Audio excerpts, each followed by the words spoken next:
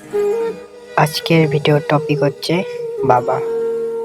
তাই সবাই মনোযোগ দিয়ে ভিডিওটা সম্পূর্ণ দেখবেন। ছোট্ট একটি গ্রামে থাকতেন বৃদ্ধ এক বাবা আর তার ছেলে। বাবা দিনমজুর ছিলেন আর ছেলে পড়াশোনা করত।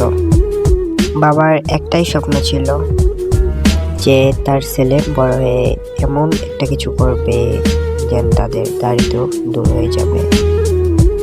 ছেলে পড়াশোনায় খুবই ভালো ছিল। বাবা দিনের পর দিন কঠোর পরিশ্রম করে ছেলের খরচ জোগাতেন, তার পড়াশোনার খরচ জোগাতেন। কষ্ট হলেও ছেলেকে কখনো বুঝতে দিতেন না। একদিন ছেলে শহরে একটি বড় চাকরির সুযোগ পায়। ছেলের চাকরি হওয়ার পর বাবা অনেক খুশি হয়, কিন্তু ছেলে শহরে যাওয়ার পর ধীরে ধীরে বাবাকে ভুলে যায়। ফোন করা, চিঠি লেখা সব বন্ধ। বাবা চুপচাপ ছেলের খবরের অপেক্ষা করতেন। অনেকদিন পর ছেলে গ্রামে আসে, কিন্তু এবার সম্পূর্ণ বদলে গেছে।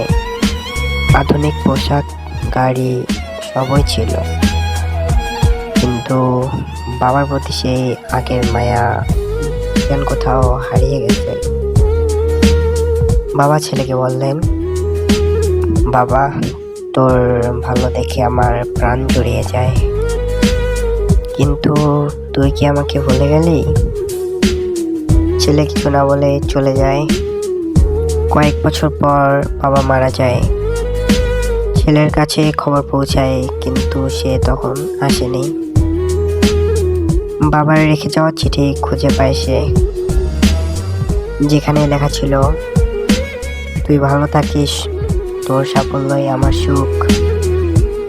তুই হয়তো আমাকে সময় দিস না, কিন্তু জানি তুই আমার বুকের ধন। তোর জন্যই আমি বেঁচেছিলাম। পরক্ষণে চিঠি পড়ে ছেলের চোখে পানি আসে, কিন্তু ততক্ষণে দেরি হয়ে গেছিল। আর সে বাবার ভালোবাসা তখনই বুঝছিল যখন তার বাবা দুনিয়াতেই ছিল না। সর্বশেষে একটাই কথা বলতে চাই, আমরা এমন কোনো কাজ করব না যাতে বাবা মা চলে যাওয়ার পর আমাদের আফসোস করা লাগে। ধন্যবাদ আপনাদের মূল্যবান সময় থেকে কিছু সময় দেওয়ার জন্য।